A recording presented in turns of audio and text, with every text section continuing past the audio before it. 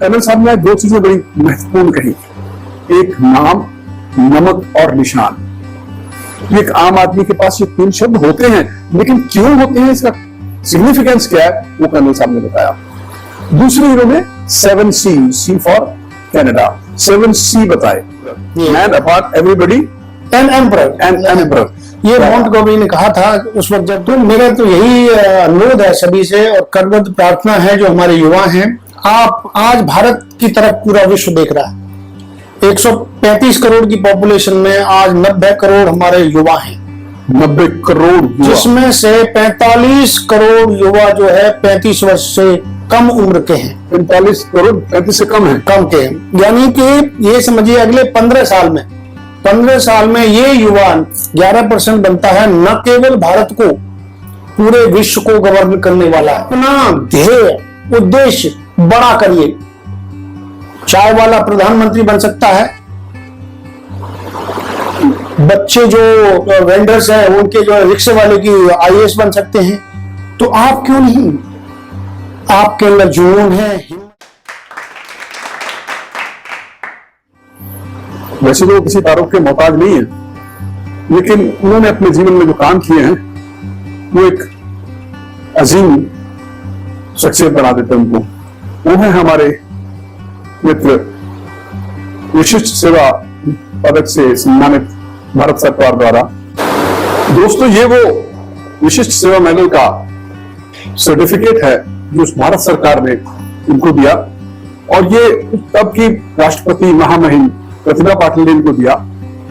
और मैं इसको थोड़ा और जूम करके आपको दिखाना चाहूंगा इसमें क्या लिखा है। तो लिखा है, मैं भारत की राष्ट्रपति प्रतिभा देवी सिंह पाटिल आपको इसकी आपकी उत्कृष्ट सेवा को मान्यता देते हुए आपको विशिष्ट सेवा मेडल प्रदान करती हूँ। क्या बात है! कितने लोगों को DSM और ABCM मिलता करना था? देखिए, ये आपके कार्य के ऊपर डिपेंड करता है कि आप देखिए, कई तरीके के अवार्ड हैं। वीर चक्र अवार्ड हैं आपके, यानी पीस टाइम अवार्ड हैं, और इसमें विशिष्ट अवार्ड हैं। तो उसमें एक ये है कि यदि आपने पीस टाइम में रहते हुए विशिष्ट सेवाएं दी हैं तो उस विशिष्ट सेवाओं के लिए विशिष्टता पदक मिलते हैं।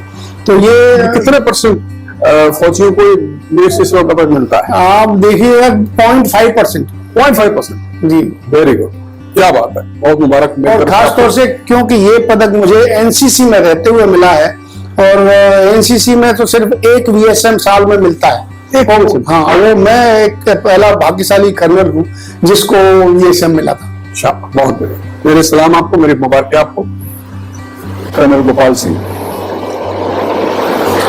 इनसे आज मैं बड़ी मुश्किल से 15 मिनट का टाइम लेके आया हूं, क्योंकि ये बहुत बड़े समाज के लिए, समाज की सेवा में सुबह से लेकर रात तक, रात से लेकर सुबह तक 24/7 कार्यरत रहते हैं।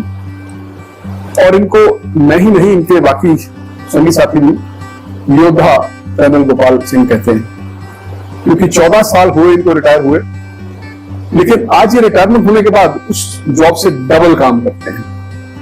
और उस जॉब में तो सैलरी आती थी, आवाज मिलते थे, लेकिन आज सैलरी नहीं आती, आवाज नहीं मिलते, शायद कर्नल साहब गाली जूते मिल जाते। तो कर्नल साहब, मैं ज्यादा समय ना लेता हुआ आपसे 4 सवाल करूंगा जी। उन 4 सवालों में आप, आपका जीवन, आपका परिवार, आज का आपका सामाजिक जीवन, और एक उद्देश्य से बात करेंगे आप कि आने वाले समय में जो सामाजिक परिवर्तन आया, जिसको मिलेनियम चेंज बोलते हैं, पिछले 20-22 साल में आया, थॉट प्रोसेस चेंज हो गया। अब मैं और आप एक ही उम्र के हैं, थोड़ा सा फर्क है, लेकिन मैं भी रिटायर्ड हूं, आप भी रिटायर्ड हैं, तो हमें बड़ी, शायद हमारे माँ बाप को हमारे साथ आती होगी, लेकिन हमें ज्यादा आ रही है अपनी नेक्स्ट जनरेशन को हैंडल करने में। तो उसके बारे में आप मेरे से बहुत ज्यादा सामाजिक हैं, और आपकी तारीफ क्या करूं। दोस्तों, एक बात तो मैं भूल गया कहना, ये सिर्फ योद्धा कर्नल गोपाल सिंह नहीं है, ये 10 से ज्यादा संस्थाओं के प्रधान, संस्थापक, सेक्रेटरी जनरल, कन्वीनर और पता नहीं क्या क्या है। और इनसे फोन पे बात करनी हो तो 30 मिनट लगते हैं फोन पे आने में। उनकी एनर्जी को सलाम है। तो दोस्त, मैं आपसे ये कह रहा था कि आप मेरे को ये जरूर बताइएगा कि who you are, what you are, where you are today, and where you want yourself and others to follow you or your footsteps to go. So this is the crux of my today's interview. Colonel Gopal, आप नमस्कार, प्रणाम, जय हिंद, जय भारत, भारत माता की जय, वंदे मातरम। मैं colonel Gopal Singh आपके समक्ष आज बाली भाई साहब द्वारा प्रस्तुत हुआ हूं। सबसे पहले मैं ये बताना चाहता हूं कि मैं एक बहुत ही हम्बल किसान परिवार से पैदा हुआ लड़का हूं और वहां से एक तमन्ना थी कि देश की सेवा की जाए, क्योंकि सबसे पहली बात होती है किसी भी जवान बच्चे के लिए कि वो अपने माँ बाप की बातों को ध्यान में रखते हुए परिवार के लिए और अपने क्षेत्र के लिए, अपने समाज के लिए और उसके अलावा सबसे बड़ी बात ध्येय में रखता है कि राष्ट्र के लिए वो क्या कर सकता है। तो क्योंकि मेरे बड़े भाई भी सेना में थे तो उनसे मुझे प्रेरणा मिली और मैं जो है सेना के लिए तैयारी की। और तैयारी क्या, मतलब मैं आया दिल्ली आकर के रिक्रूटिंग ऑफिस में खड़ा हुआ तो वहां पे आर्मी एजुकेशन कोर में भर्ती होकर के चला गया। जब लड़ाई का समय था, यानी लड़ाई के बादल मंडरा रहे थे 1971, 1 अक्टूबर को मैं Pachmarhi army education corps centre में पहुंच गया और तकरीबन 1 वीक के अंदर सेक्शन लीडर और 1 महीने के अंदर यानी 1 अक्टूबर नवंबर के 2 नवंबर को प्लाटून चैंपियन बना।